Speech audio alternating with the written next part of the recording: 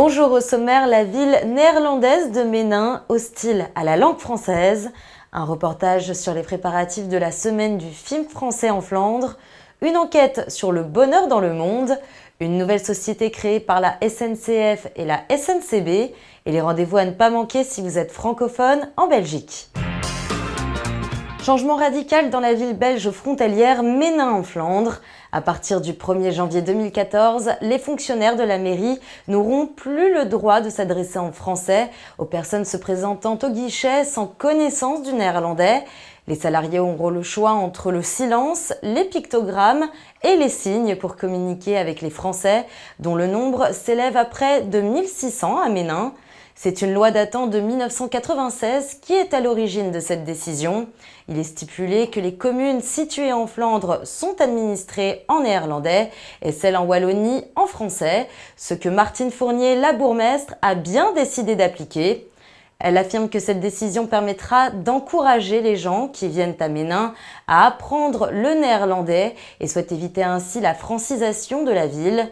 La mesure est soutenue par le ministre régional chargé de l'intégration, Geert Bourgeois, qui l'a jugée logique en rappelant qu'à Lille, un citoyen flamand n'est jamais accueilli en néerlandais.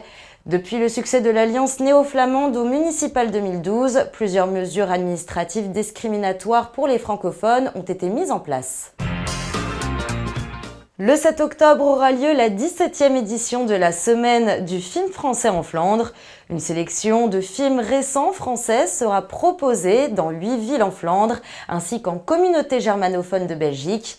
Notre correspondante Laurie Gilbert s'est rendue à la journée d'information à Anvers. Mercredi 11 septembre dernier, au cinéma Zuid à Anvers, avait lieu la journée de lancement de la semaine du film français en Flandre. Organisée conjointement par la Société belge des professeurs de français de la communauté flamande et l'ambassade de France en Belgique, ce festival est destiné aux élèves flamands et à leurs professeurs de français. En fait, ce que nous appelons la semaine du film français en Flandre, ça dure toute l'année parce que c'est un festival de films français itinérant, destiné exclusivement à un public scolaire, donc des élèves et des étudiants qui viennent voir un film dans une des salles de cinéma qui participent au projet. Ils viennent sous la direction de leur professeur pendant les heures scolaires et on leur offre un tarif avantageux. Durant cette journée de lancement, les professeurs ont pu découvrir les bandes annonces des films programmés durant le festival. La directrice de la francophonie de la chaîne TV5 Monde, partenaire de l'événement, était présente. TV5 Monde, c'est une chaîne de service public international. C'est à travers cette mission de service public qu'on s'est rendu compte qu'on était très utilisé par les professeurs à travers le monde et qu'on a voulu leur donner des outils pour travailler en classe. Donc nous allons ajouter, grâce à la semaine du film français ici en Flandre, nous allons ajouter la dimension cinéma à notre dispositif multimédia pédagogique. Avec cette 17e édition de la semaine du film français en Flandre, 9 films francophones seront projetés dans 8 villes flamandes du 7 octobre 2013 au 24 mars 2014. Un reportage à retrouver sur le www.belgique21.tv.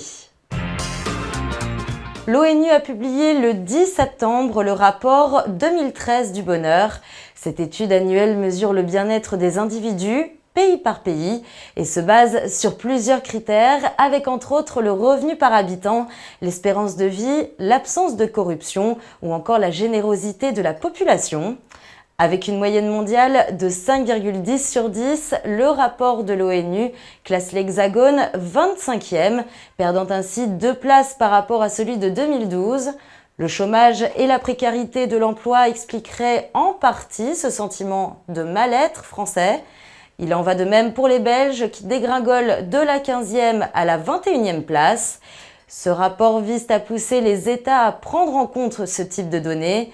Même dans les pays développés, un tiers des personnes souffrant de problèmes psychologiques ne sont pas traitées.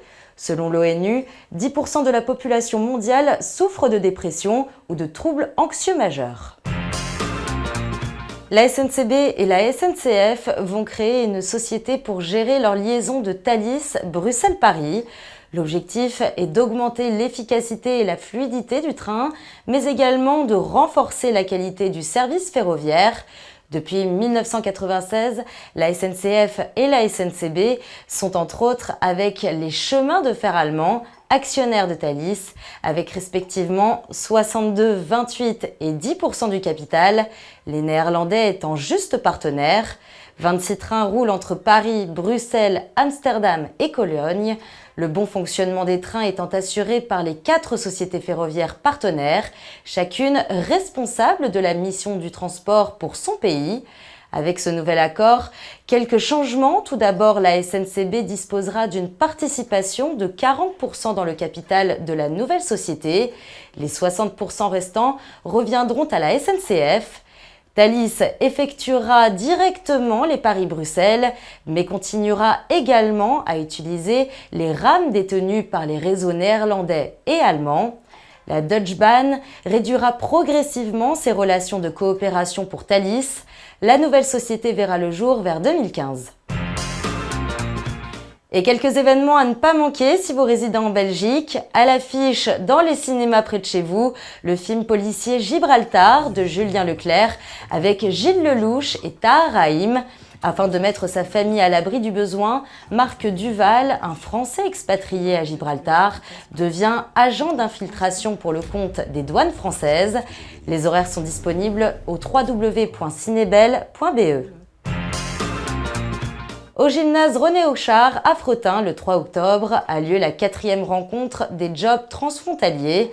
Pour cette nouvelle édition, lycéens et jeunes adultes à la recherche d'un stage ou d'un emploi rencontreront des entreprises françaises et belges. Pour plus d'informations, rendez-vous sur le site qui s'affiche en bas de votre écran. Au Forest National de Bruxelles, le 4 octobre, Laurent Gérard fait un passage en Belgique, accompagné par le grand orchestre de Fred Manoukian. Pour assister à ces imitations inédites, vous pouvez toujours acheter votre place sur le www.forestnational.be. À la semaine prochaine.